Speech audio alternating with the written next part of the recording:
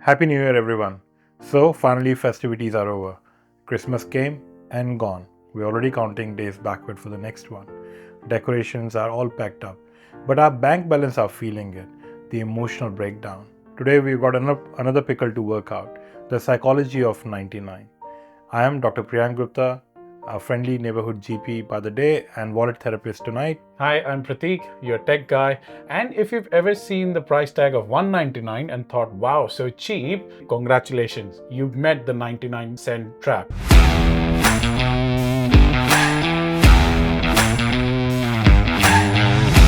The topic that we're talking about today is 99 cent, the psychology of pricing. Why are we covering this topic? Are we giving financial advice? Oh, no, my friend, we are not financial people. We are not giving financial advice. But think of it, right? We're just basically discussing today like how to make some smarter choices. We are those people who have made some silly choices as well. So when we looked into the topic, how can we help ourselves? Why not just share this with everybody else? And the another thing is, yes, you made a good point. I'm a clinician, and I do see a lot of people around this time of the year who have the actual they feel the financial impact around this time of the year. All the festivities, Christmas, budgets can blown out, and just small choices can make a huge difference. I think this topic is worthwhile for all of us. So let's start with the formal name. It's called jam pricing or just below pricing. It means pricing an item slightly below a round number like $1.99 instead of $2 to make it look cheaper. Bro, but that 1 cent isn't cheaper anymore. It's emotional manipulation with pocket change vibes. And here's the crazy part. Humans don't scan the numbers fully. They only look at the leftmost digit. So 199 gets bucketed under $1 instead of $2. It's called the left digit effect. And that's because our brain rely on heuristics while shopping. Even we subconsciously know the trick. So basically, our brain is on low power mode and it's rounding everything down to a lower number instead of the higher number and making it sound cheaper. Now, to the obvious question, since when did we started jam pricing? That's a very good question. And there are many stories behind it. One of the belief system was that all these pricing attracted more consumers to buy the item. In fact, going back to 1800s or late 19th century, this was used as an anti-theft measure, believe it or not. If a person was wanting to buy a $1.99 item, the person who's selling it would have to open the cash register to give him the change. And this way, the actual owner of the shop was able to monitor the sale.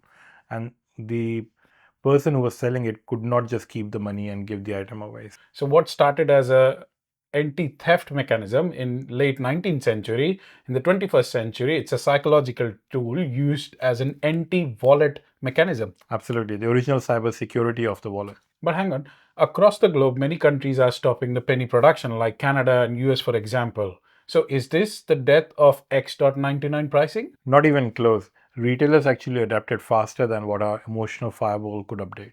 So even though physical penny production is going down and the items are listed in 0.99 cents online, when you go to the cash register, it gets rounded to the closest 5 cents. Retailers shift to 0.95 or any other odd anchors to keep the psychological deal feel going. And lastly, the small businesses are the ones which have to pay for the heaviest adaptation cost.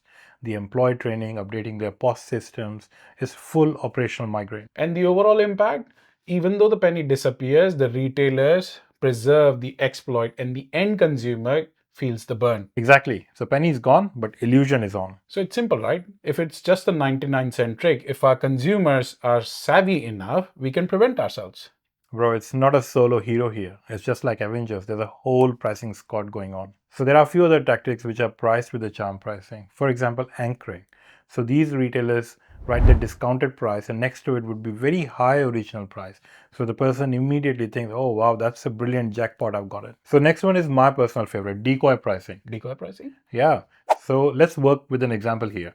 For example, they need to get rid of the packet of chips of 250 grams, right? So what they will do is they will price it at, let's say, $3. But next to it, they will keep a packet of chips from the same company, maybe lesser quantity, for example, 100 grams, but they will give you some outrageous price like $2.50. So immediately as a consumer, you're thinking, hang on, why not buy the bigger packet, which is not double the price, it's just a little bit higher. You get a sense that you're getting extra by just paying a little bit on top. So the next member in this team is urgency triggers. Oh, that's absolutely the worst. You remember the text or emails pinging on your phone, offer ending soon? The constant push, creating a feeling of FOMO in users to go and buy. Now I'm sure some of our viewers are thinking that no, we don't fall for this. I haven't bought a car because it's in the sale, just because I didn't need it, but it was in the sale. So it works in certain particular sectors. Absolutely. You're not going to find the 99-cent trick in Porsche. It's generally found in fast decision retail, grocery apps, subscriptions, or impulse buys, especially when people don't calculate the total cost and it's not putting a perceived dent on their budget. So the most important question, we all have some inclination that this is a trick. Then why do we keep falling for? That's a very interesting question. But knowing the trick and beating the trick are two different boss levels. Now let's look at some key research based reasons. Firstly, prices are processed automatically, not analytically, especially when you're scrolling or distracted. Another fairly interesting point, even the most informed shoppers have neural attention drop when they look at the left number. They literally stop seeing the full number and they make their decision on the first number they have seen. In fact, in a control test, 44% of the participants chose higher priced item when the items were priced at $2 and the other was priced at $3.99. Now, when these items were changed, the $2 became $1.99 and $3.99 became $4. Only 18% of the same participant upgraded their choices. Another fact is charm pricing drives 24% or more impulse purchase lift, with shoppers spending more even when they think they're saving money. Exactly. Remember that the example of packet of chips we talked about? At national retail scale, demand shifts nearly 50% around just below pricing, like under $20 or under $100. But the estimated profit impact runs into hundreds of millions, proving that the customers are not rational, they're reactional. So basically, these charming prices are charming you to impulse buy, and your bank balance is the one which ends up being a trauma patient.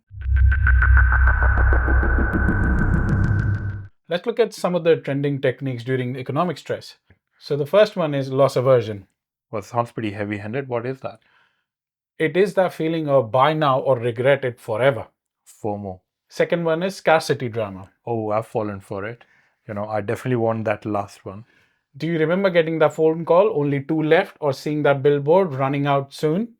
Next one is discount framing, the percent off versus dollar off perception battle. These tactics rely on behavioral economics, predicting how consumers will react when prices feel personal and uncertain. Surely, when you look at $3,000 item and say 50% discount, and you roughly think, oh, it's near about $1,500. But the worst is when you look at $2,800 item and it has 60% discount, then you're not going to bring out your calculator and figure it out. You're like, oh, roughly it's in the ballpark of $1,500, and you'll end up paying it anyway. And that's the uncertainty that gets you. Now, if this is such a big problem, what are the regulators doing about it? Look, there are some regulatory concerns all across the globe. Every country is approaching it a bit differently. But some of the common concerns are transparency. For example, advertising free delivery. And we often, like, we buy things online or you physically go and buy something. Often you're promised free delivery, but then they slap another service fee or surcharge on top of it. In fact, Instacart had to settle for 60 million US dollars with FTC for the similar practices. And then there are allegations against some ride sharing apps that they're price gouging and fakely creating the demand to charge you the surge fee. Well, that's very correct. And similarly, there are more concerns about like unclear messaging about the pricing when a free trial subscription ends, or things like refunds and guarantees when you buy something. I mean, these topics are beyond the scope of what we're talking today, the psychology of 99. So we've talked about retailers and the 99-cent trap, but do all brands do this? Well, here's the thing. So some brands who promote themselves as luxury brand or known as luxury brands, they try to stay clear of it. Because the pricing ending with 99 gives the energy of bargaining, while these luxury brands do not want bargaining. So they're going to hike up the price for something to, for example, in round number of $500 or $700. Absolutely. If you are buying a luxury watch, you're not there to save a cent. Luxury shoppers interpret rounded pricing as a signal of quality, not as a discount cue. All right, Prateek. So now we have decent understanding of this pricing, charm pricing, and all the tactics around it. But let's talk about few strategies and things we can do so we get on top of this and not fall for it. Absolutely. The first and the foremost is always read the full pricing.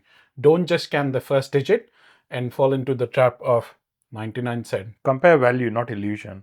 So you make sure you take time to understand what you're buying and how you're comparing the values. And ask yourself an important question: do you really need to buy this item at this point of time? Set your budgets in round numbers instead of charm numbers, which means train your brain to resist the price anchors. Absolutely. And delay your checkout by 10 seconds. The studies have shown that delaying that checkout process actually gives you opportunity to rethink your shopping basket. So Pratik, I think it's been an interesting conversation, really insightful. So let's just wrap it up. Absolutely. And I hope you all found something useful in this topic. 99 cent isn't a price, it's a psychological ambush. Let their prices end in 99, but don't let your decisions end there. So let's start this 2026 year in a smart way. Let's get smart shopper. Don't make it a resolution. Make it a habit. Make it a lifestyle. Hopefully you liked this video. Share it with your friends, and if you could like, share, and subscribe to Pickle Insights, and comment down if you have got a strategy to fight the trap of 99 cent. Also, let us know if you've fallen into this trap before. Stay sharp, stay curious, and please, please, please read the full price. And thank you for watching Pickle Pickle Insights. Insights.